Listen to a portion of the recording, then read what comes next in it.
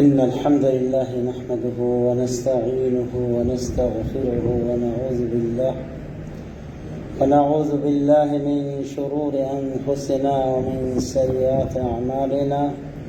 من يهده الله فلا مضل له ومن يضلل فلا هادي له، وأشهد أن لا إله إلا الله وحده لا شريك له، وأشهد أن محمدا عبده ورسوله.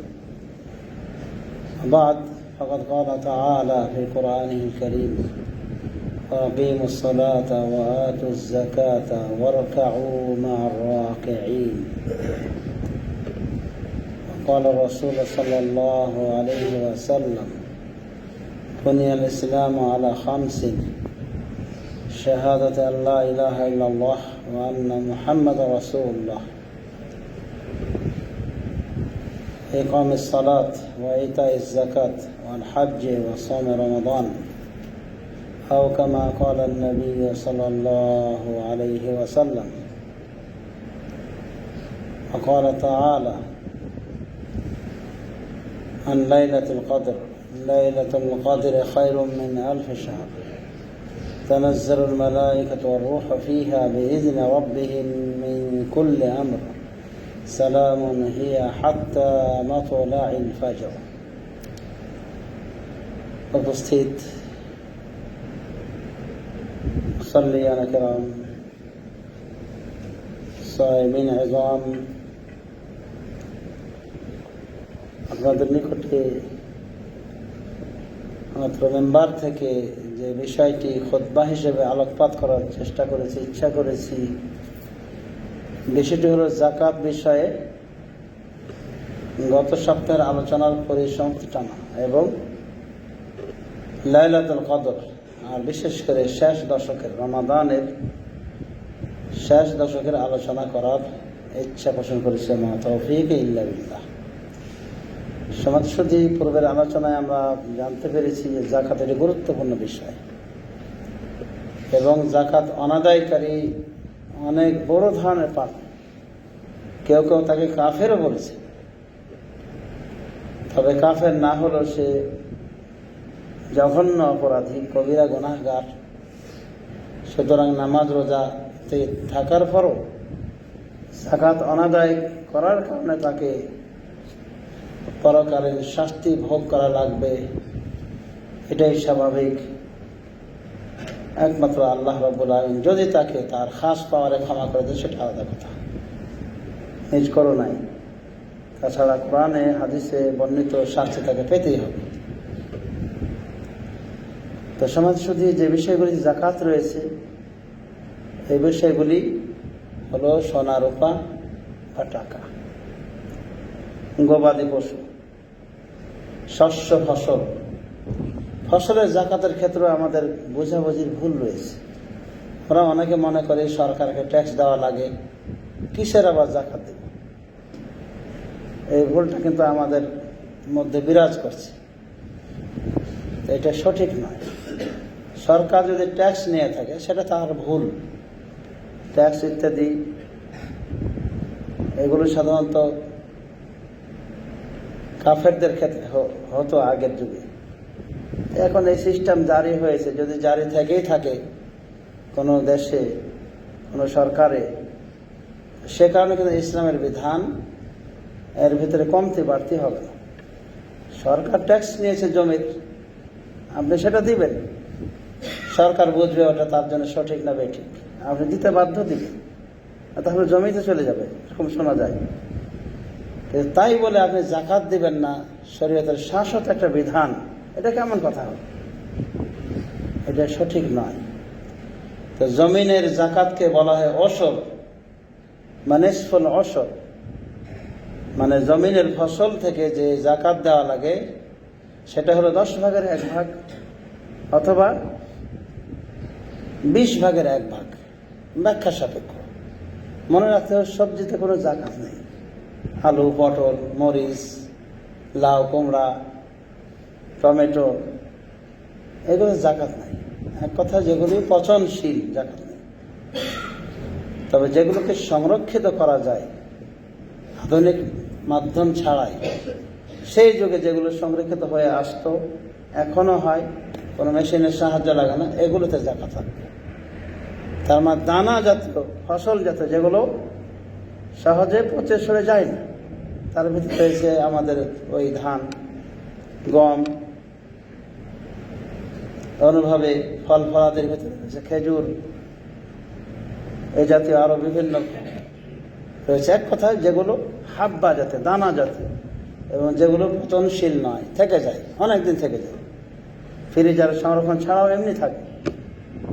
আজকাল আলুকে সংরক্ষণ করা যায়, আলু সব বিভিন্ন শাকসবজি প্রায় সবই সংরক্ষণ করা যায়, কিন্তু সব কিছুতে জাকাত নাই।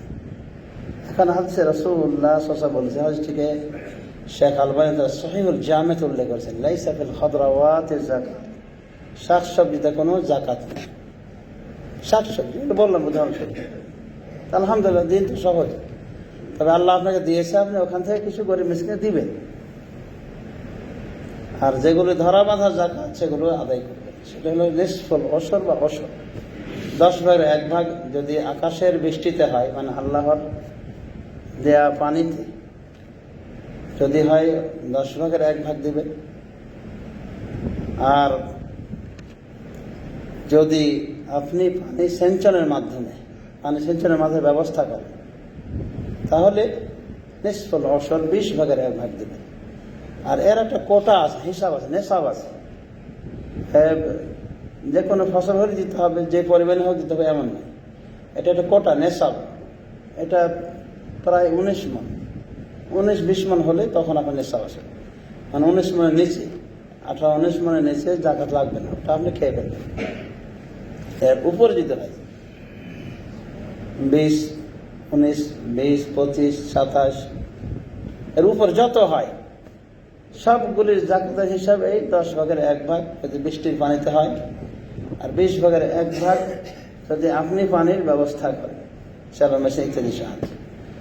আশা করি আমরা বুঝতে পেরেছি। আর আল্লাহ বলছেন, ওয়াতু হাক্কাহু ইয়ামা হাসাদিহি, এই ফসলের হক আদায় করবে যখন এগুলো মাড়াই কেটে আনার সাথে সাথে দিয়ে দিতে হবে।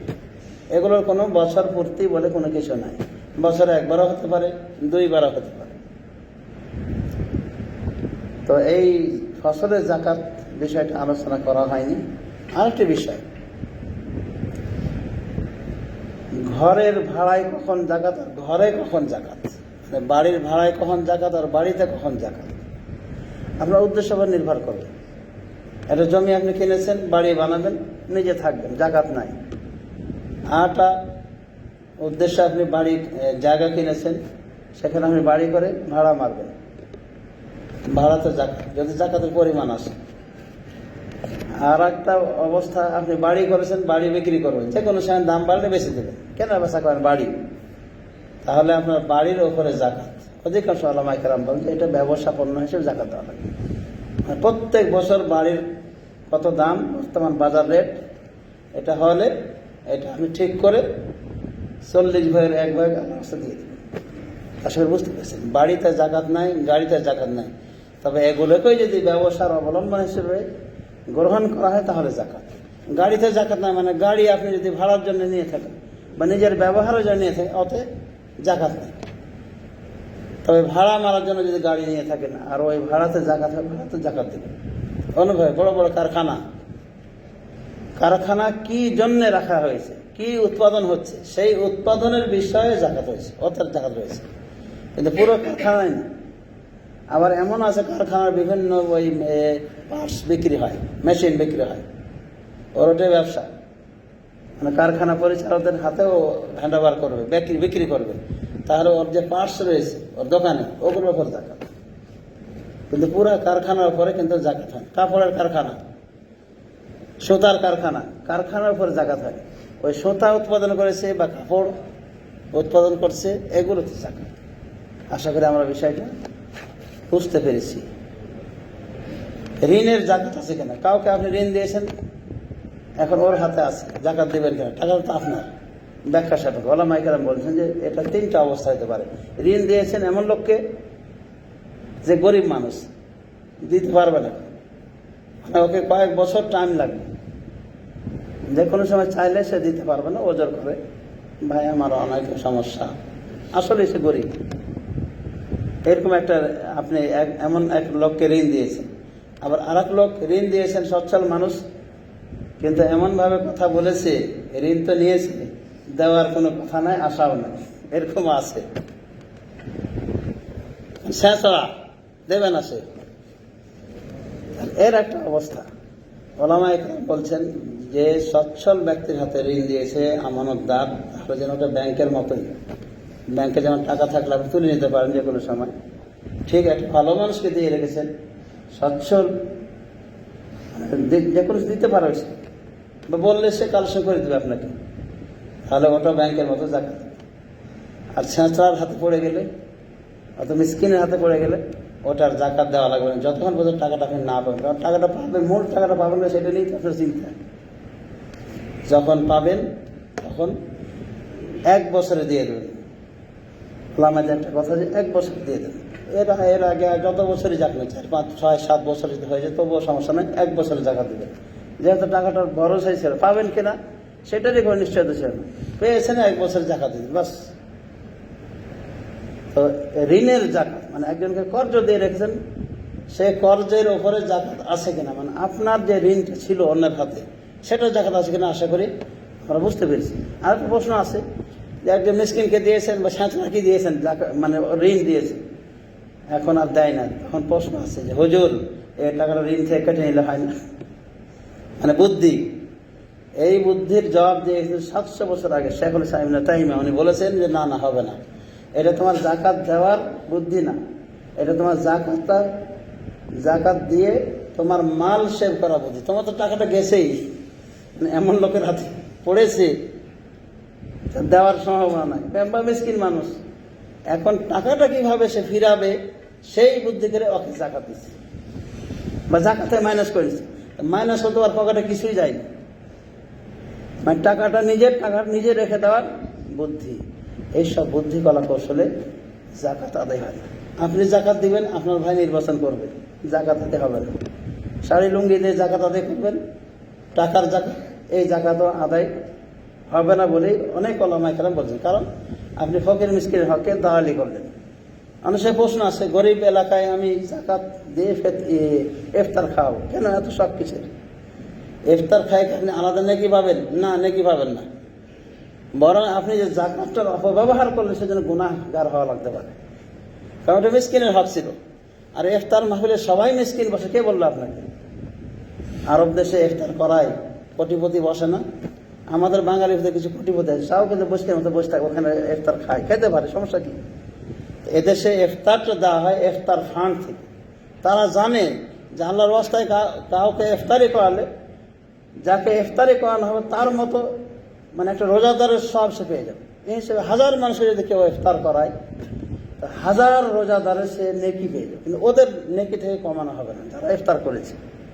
এই সেন্সে এরা দান করে। আর আমরা জাকাতে চিন্তা আছি, জাকাত দিয়ে ইফতার দিতে পারবো কিনা, আবার নাম ফোটায় অনেক সময় যে হ্যাঁ আমি এত মানুষকে ইফতারি করানো, কিসের দিয়ে কি দিয়ে ইফতারি করালো ওরা আল্লাহ কিন্তু ভালো করেই জানে।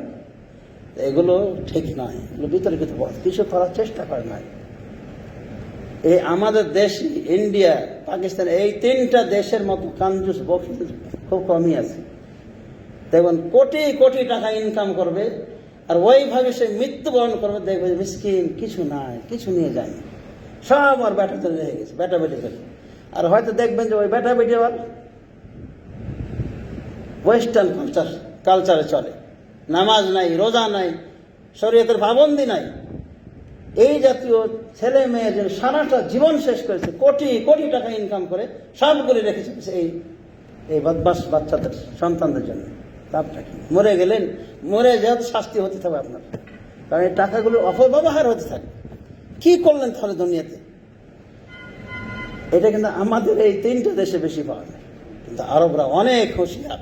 তারা জানে যে আমি মরে গেলে আমার জন্য আমার আমলনামা সংগ্রহ করে রাখতে হবে, পঞ্জীভূত করে রাখতে হবে, আমার জন্য পরকালের জন্য কিছু।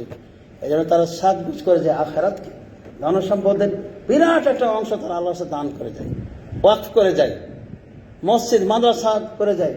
আমরা মিসকিনের মতো শুধু মাদ্রাসা নেই, মসজিদ নেই, অনেক সময় দেখা যায়।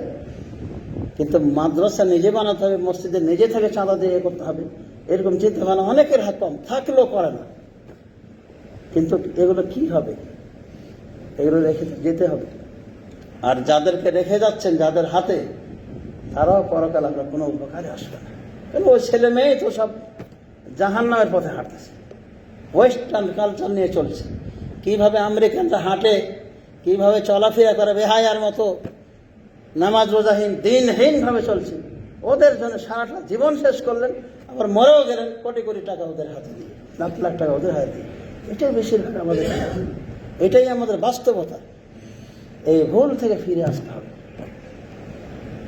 কোনো কোনো আলেম বলছেন যে আপনার সম্পদ যদি দেখেন খাওয়ার মতো যারা আছে, একটাও সোজা পথে নাই, উল্টা সিধা সব চলছে, নামাজ রোজা করে না, শতবার বলে আপনি ওদেরকে বুঝাতে পারেন, পর্দা মানাতে পারেন মেয়েদেরকে, না মেয়েদেরকে মানতে পারছেন, না পুত্রবধূদেরকে, কাউকে পারেন। আপনার সম্পদে আপনি নিজে একটা কিছু করে চলে যান, পরকালের কথাও করেন। এই সমস্ত কুসন্তানদেরকে, এই কুমানুষদের হাতে টাকা পয়সা রেখে যাওয়ার চেয়ে আপনি এগুলোকে পরকালের জন্য পাঠিয়ে দেন। বাস্তবিক, কারণ এদের কাছে রেখে কি লাভ পাবেন? কতটুকু আপনার নেকির কাজ করবে? কিচ্ছু হবে না। বরং ওরা ওই 30-40 ইঞ্চি টিভি আনবে আর ওই সিনেমা দেখবে, আর আপনার গোনা জারিয়ার মতো কাজ হয়ে যাবে। মরে যাওয়ার পর অন্যায় করবে, কনসার্ট করবে। এই জন্যই শুধু সন্তান জন্ম দিলেই হয় না, পশুও সন্তান জন্ম দেয়, পাগলিও সন্তান জন্ম দিতে পারে না? অটোমেটিক হয়ে যায়। কিন্তু এগুলো দায়িত্ব বুঝে না। পশু পাখি যতটুকু বুঝে ততটুকু যদি মানুষও বুঝে, তাহলে তো ভুল, সর্বনাশ। সুতরাং সমাজ শুধু সতর্ক সাবধান থাকুন। এই যে ধন সম্পদের যাকাত, এটা ফরজ করা হয়েছে, এবং যার অনাদায়ের শাস্তির কথা গত সপ্তাহে আলোচনা করা হয়েছিল, যে যারা সোনার দানাকে জমা পঞ্জীভূত করে রাখবে আর খরচা করবেন আল্লাহর রাস্তায়, তাদেরকে আপনি শুভ সংবাদ শোনান জাহান্নামের কঠিন শাস্তির, যন্ত্রদায় শাস্তির। কিয়ামতের মাঠে এই স্বর্ণরূপাকে জাহান্নামের আগুনে কি করা হবে? উত্তপ্ত করা হবে। ফাতুকুয়া বিহা জিবাহুম ওয়া জুনুবুহুম ওয়া যুহুরুহুম, এবং এটা দিয়ে তাদের কপালে, তাদের পার্শ্বদেশে, তাদের পৃষ্ঠদেশে দাগ দেওয়া হবে। আর বলা হবে, হাযা মা কানাজতুম লিআনফুসিকুম, এটাই তোমাদের সেই সম্পদ যা তোমরা জড়ো করেছো তোমাদের নিজেদের জন্য। ফাযুকু মা কুনতুম তাকনিজুন, সুতরাং যেটা তোমরা জড়ো করে রেখেছিলে, পঞ্জীভূত করেছিলে, সেটার স্বাদ এখন গ্রহণ করো। তাহলে কি করলাম যদি এরকম করা হয়, যে জনসম্পদ এমনভাবে জড়ো করলাম না মাদকের খবর নাই, অসৎ পথে, সুদখরিতার সাথে, ঘুষখরিতার সাথে, জুয়া খেলার সাথে এগুলো ইনকাম হয়েছে, যদি এরকম হয়ে থাকে, বা ঠকামির সাথে মানুষকে ঠকিয়ে প্রতারণা করে, জমি জায়গা জালিয়াত করে এই সম্পদগুলো যদি ইনকাম করা হয়, লাভ কি? এগুলো পরকালের শাস্তির কারণ হবে। সুতরাং সমাজ শুধু ধনসম্পদ শুধু কামালেই নয়, ধনসম্পদ বিষয়ে রাসূলুল্লাহ সাল্লাল্লাহু আলাইহি ওয়াসাল্লাম বলেন, মানুষকে দুটি প্রশ্ন করা হবে। মূল হাদিসে বলা হয়েছে, লা তাযুলু কদমা ইবনে আদম হাত্তা ইউসআলা আন খামস, আদম সন্তানের পা সামান্য অগ্রসর হবে না আল্লাহর নিকট থেকে, যতক্ষণ 5টি বিষয়ে প্রশ্ন না করা হবে। আন উমরিহি ফিমা আফনাহু, তার বয়স সম্পর্কে জিজ্ঞাসা করা হবে, সে বয়সটা কোথায় সে শেষ করেছে। আল্লাহ যে 60 বছর 70 বছর বয়স দিয়েছে, এই বয়সটা কিসে ব্যয় করেছে, এর হিসাব দিতে হবে আল্লাহর কাছে। এর সঠিক ব্যবহার করলে হিসাব দেওয়া সম্ভব নয়। ওয়ান শাবাবিহি ফিমা আবলাহু, তার যৌবন সম্পর্কে জিজ্ঞাসা করা হবে, এটা সে কিসে শেষ করেছে। কারণ যৌবনটা একটা বিরাট নিয়ামত। যৌবন কারো থাকলে প্রচুর শক্তি থাকে, এবং যা ইচ্ছা তাই আপনি করতে পারেন। কিন্তু আল্লাহ হিসাব নেই এই যৌবনটা কি কাজে ব্যয় করেছে। ওই বুড়ো মুরব্বী বাবাকে ধাক্কা দিয়ে, গলা ধাক্কা দিয়ে বের করেছে বাড়ি থেকে, বের হোক, অথচ জমি জায়গা সবই তার, বৃদ্ধাশ্রমে রেখে এসেছেন, অনেক শক্তি ছিল, আল্লাহ হিসাব নেই। আর যদি ভালো ব্যবহার করে থাকেন যৌবনকালে, তাহলে তো আপনি পার পেয়ে যাবেন। বয়স সম্পর্কে দুটি প্রশ্ন, একটি সাধারণ ব্যাপক, যে এই 60-70 বছর কিসে ব্যয় করেছে, 8 বছর তোমার যৌবনকাল কিসে ব্যয় করেছে। ধন সম্পদ সম্পর্কে প্রশ্ন করা হবে, ওয়ান মালিহি ফিমা মিন আইনা ইকতাসাবা ওয়া ফিমা আনফাকা।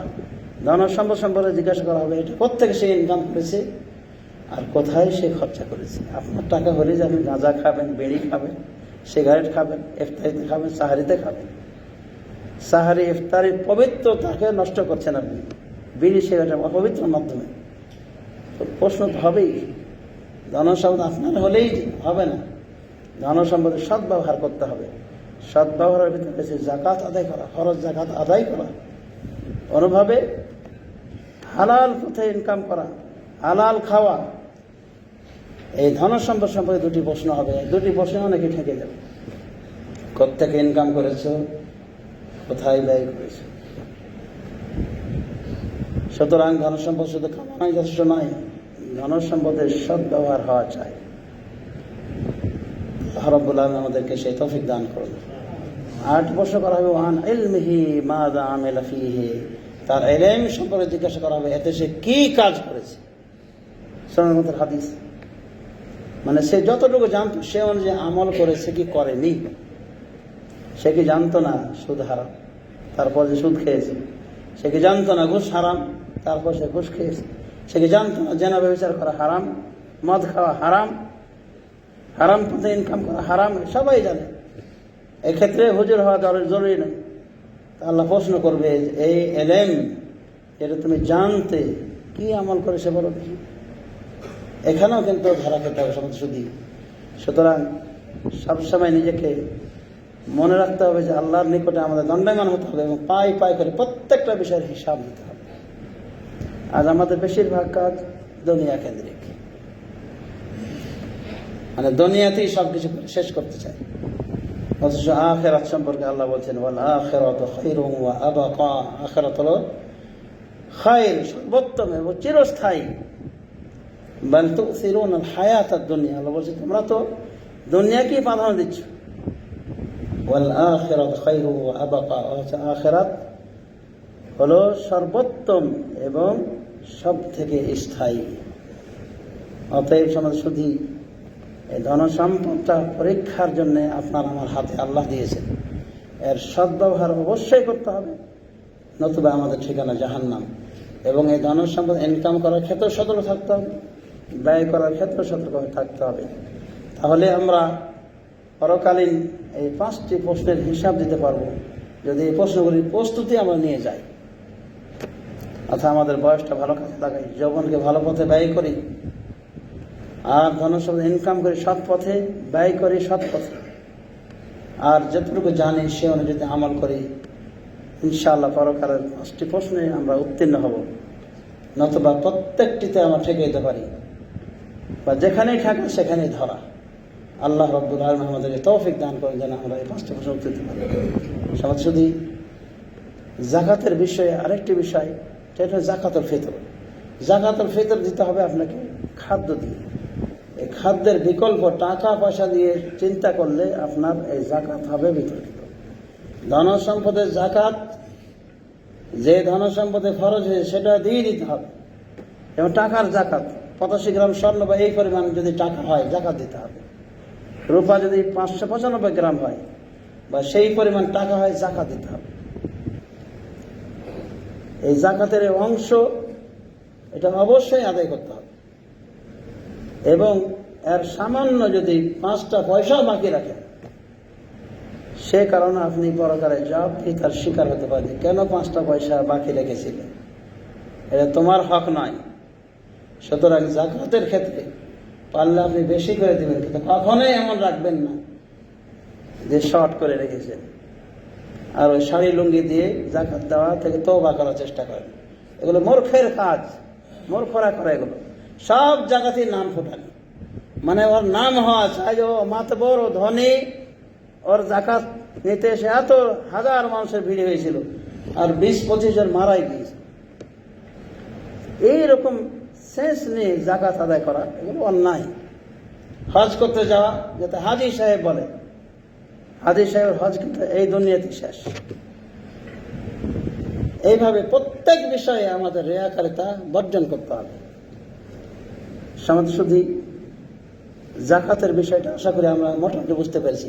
তো জাকাতুল ফিতর, বিশেষ করে ফেতরা যেটা বলা হয়, সেটা ঈদের দিন দেওয়া একবারে জরুরি। ঈদের আগে যাওয়ার আগে অবশ্যই দিতে হবে। এর 2-1 দিন আগে দেওয়ার নিয়ম সাহাবায়ে কেরাম দিতেন, কিন্তু অধিক আগে দেওয়ার নিয়ম না। আর খাদ্য দিয়ে দেবেন 100 পরিমাণ, কোনো 3 কেজি 3 কেজি 2.5 কেজি বলা হয়েছে। 3 কেজি দিয়ে দিলে সেটা হবে সব থেকে উত্তম। আর যদি আপনি এটা খাদ্য দিয়ে দেন, খাদ্য ছাড়া দেন, তাহলে আপনার জাকাতের বিষয়টা বুঝতে পেরেছেন। রাসূল সাল্লাল্লাহু আলাইহি ওয়াসাল্লামের আদর্শের বিপরীত হলো, সাহাবায়ে কেরামের আদর্শের বিপরীত হলো। 3 ইমাম আবু হানিফা 3 ইমামের নিকটে জাকাত আদায় হবে না। বিতর্কিত পথে আপনি এই ফেতরার জাকাত আদায় করবেন না, আপনি খাদ্য দিয়ে জাকাত আদায় করবেন। অনেকে বলে যে মিসকিন নিতে চাই না। মিসকিনে নিতে চায় কি চায় না তার উপরে আপনার এবার নির্ভর করে নাকি। নিতে যদি না চায় কোনো মিসকিন 100, যেটা 3 কেজি হলো, তাহলে তো মিসকিন না। ওর বাড়িতে অনেক কিছু আছে, হয় দেন অন্য জায়গায় মিসকিনকে দেন। একটা মিসকিন 3 কেজি 5 কেজি 7 কেজি নিতে অস্বীকার করে, তো মিসকিনও নাকি বড় লোক। কাজে এই ওজনটা একটা ওয়াহিয়াত, ফালতু ওজন। আপনি আবার জাকাত আদায় করবেন শস্য দিয়ে, খাদ্য দিয়ে, চাল দিয়ে। আপনার জাকাত বিতর্কিত ছাড়াই আদায় হবে। টাকা দিয়ে দেবেন, বিতর্কিত হয়ে গেল, হলো কি হলো না। তো যাই হোক, সমাজ শুধু এই ছিল জাকাত বিষয়ে কিছু কথা। আর শেষ দশকের আমল অত্যন্ত গুরুত্বপূর্ণ। রমাদানের শেষ দশকের আমল রাসূলুল্লাহ সাল্লাল্লাহু আলাইহি ওয়াসাল্লামের আদর্শ ছিল। শেষ দশক যখনই প্রবেশ করতো রাসূলুল্লাহ সাল্লাল্লাহু আলাইহি ওয়াসাল্লাম সাদ্দা মেজারা, তার লুঙ্গি কষে বাঁধতেন। ওয়া আইকাযা আহলা, পরিবারকে জাগিয়ে তুলতেন। ওয়া আহিয়া লাইলা, এবং সারা রাতকে জীবন্ত রাখতেন, মানে সারা রাত ঘুমাতেন। কয়টা কাজ করতেন? রমাদানে প্রথম দশক প্রবেশ করলে তিনি লুঙ্গি ভালো করে কষে বাঁধতেন, মানে ইবাদতের বিশেষ প্রস্তুতি নিতেন, বা বিবি থেকে পৃথক থাকার প্রতি ইঙ্গিত করা হয়েছে। আর পরিবারকে জাগিয়ে তুলতেন, আর নিজে আহিয়া লাইলা, সারা রাত জেগে থাকতেন, মানে ঘুমাতেন না। এই 10 দিনের আমল। এই 10 তারিখে, শেষের 10 তারিখেই রয়েছে লাইলাতুল কদর। রাসূলুল্লাহ সাল্লাল্লাহু আলাইহি ওয়াসাল্লাম এক হাদিসে বলেন, বুখারী শরীফ হাদিস, তোমরা লাইলাতুল কদরকে তালাশ করো শেষ দশকে। এটা একটা হাদিস, বুখারী হাদিস, বুখারী মুসলিম হাদিস। আর এক হাদিসে বলছেন, তোমরা লাইলাতুল কদরকে তালাশ করো শেষ দশকের বিজোড় রাত্রিগুলিতে। আর একটু খাস হয়েছে। বিজোড় রাত বলতে কি বোঝায়? 21, 23, 25, 27, 29, এগুলো বিজোড় রাত।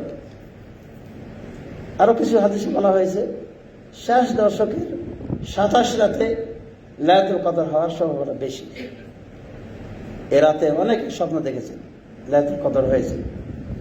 তো যাই হোক, রাসূলুল্লাহ সাল্লাল্লাহু আলাইহি যুগেই লাইলাতুল কদর 21-এ হয়েছে, 23-এ হয়েছে, 25-এ, 27-এ, 29-এ হয়েছে। এই জন্য হাফেজ ইবনে হাজার বলছেন, আস-সাওয়াব আন্নাহা তানতাকিল, সঠিক কথা হলো যে লাইলাতুল কদর স্থানান্তর হয়, পরিবর্তিত হয়। কোনো সময় কোনো বছর 21-এ, তো কোনো বছর 23-এ, কোনো বছর 25-এ, তো কোনো বছর 29-এ, 27-এ, 29-এ। এখন আমাদের বাঙালিরা যে বসে থাকে, বাংলাদেশের মানুষগুলি, বা 2 বাংলার মানুষ, বা এই 3 দেশ, ভারত, পাকিস্তান, বাংলাদেশ, 27 তারিখকে ধার্য করে নিয়েছে, এটাই 27 রাত। এর বাইরে কোন 27 রাত, এর বাইরে কোনো লাইলাতুল কদর না, এটাই লাইলাতুল কদর রাত। তারপর তো নানান রকম বেদাতের আয়োজন করা হয়ে থাকে। আল্লাহ আল্লাহ, হু হু জিকির, আর লাফালাফি জিকির, হ্যাক্কর হক্কর জিকির। আবার কোন কোন জায়গায় ওয়াজ মাহফিল চলছে, এর ওয়াজ মাহফিল রাত নাকি? তো 27 রাতকে ধরে থাকার পরও আরো উল্টা পাল্টা কাজ করা হয়। তো 27কে খাস করে দিলে এমনও হতে পারে যে আপনার ওই লাইলাতুল কদর মিস চলে গেছে। আর মিস চলে যাওয়া বড় হতভাগ্যতার লক্ষণ। এই জন্য কি করতে হবে? রাসূলুল্লাহ সাল্লাল্লাহু আলাইহি ওয়াসাল্লাম আদর্শবান হয়ে শেষ দশকে আমাদের বেশি বেশি ইবাদত করতে হবে। তিনি তো সারাটা রাত জেগে থাকতেন, সেই হিসেবে আমরা রাতে যদি বেশিরভাগ অংশ জেগে থাকি শেষ দশকে, বা অন্তত শেষ দশকের বিজয় রাত্রিগুলিতে, তাহলে আমরা এরকম আফাল আবেদন হবে। সেটা কি? লাইলাতুল কদর খায়রুম মিন আলফি শাহর, কদর রাত 1000 মাস থেকে উত্তম। 1000 মাসের গণনাই আগেই বলেছি 83 বছর 3 মাস। এত দিনের ইবাদত আপনার আমল নামায় ইনক্লুড হবে। এই রকম বড় অফার পাওয়ার কি আমাদের কোনো মানুষের থাকবে না? অবশ্যই আমরা প্রস্তুতি নেব, যে কোনো মূল্যে লাইলাতুল কদর ধরার চেষ্টা করবো। আর এটা কিভাবে পাবেন? রাতে দেখবেন যে লম্বা লম্বা রুকু সেজদা কিয়াম করে কুয়েতের মানুষগুলি ইবাদতবন্দি করছে, কোটি কোটি পতি হওয়ার পরে তারা ইবাদতবন্দি মিসকিনের মতো পড়ে আছে মসজিদে। এইভাবে লাইলাতুল কদর পাওয়ার চেষ্টা করতে হবে, মানে কিছু সময় থাকবে। এরা তো কিছু সময় দেন, ওরা তো কিছু সময় দেন, এক কথা অধিকাংশ রাত বা যা পারেন আপনি লাইলাতুল কদর পাওয়ার চেষ্টা করবেন। লাইলাতুল কদর দোয়া হলো আল্লাহুম্মা ইন্নাকা আফুউন তুহিব্বুল আফওয়া ফাআফু আন্নি, এই দোয়াটি বেশি বেশি করবেন। সাথে দোয়া জিকির আর কিয়ামুল লাইল তো আছে। আল্লাহ রাব্বুল আলামিন আমাদের সবাইকে লাইলাতুল কদর পাইয়ে দেন। লাইলাতুল কদর যেন আমরা সবাই পাই, আমিন। সাল্লাল্লাহু আলা নবিয়িনা মুহাম্মদ ওয়া আলা আলিহি ওয়া সাহবিহি আজমাইন।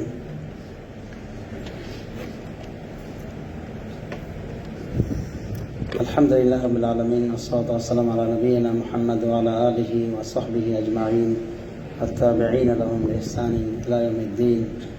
عباد الله رحمكم الله، استغفروه فإنه يغفر الذنوب جميعا. إن الله يأمر بالعدل والإحسان وإيتاء ذي القربى وينهى عن الفحشاء والمنكر والبغي يعظكم لعلكم تذكرون. ولذكر الله أكبر والله يعلم ما تصنعون. اللهم أعز الإسلام والمسلمين وأذل الشرك والمشركين. ربنا آت نفوسنا تقواها وزكها أنت خير من زكاها. ربنا ظلمنا أنفسنا وإن لم تغفر لنا وترحمنا لنكونن من الخاسرين. ربنا تقبل منا إنك أنت السميع العليم وتب علينا إنك أنت التواب الرحيم. وصلى الله على نبينا محمد وعلى آله وصحبه أجمعين.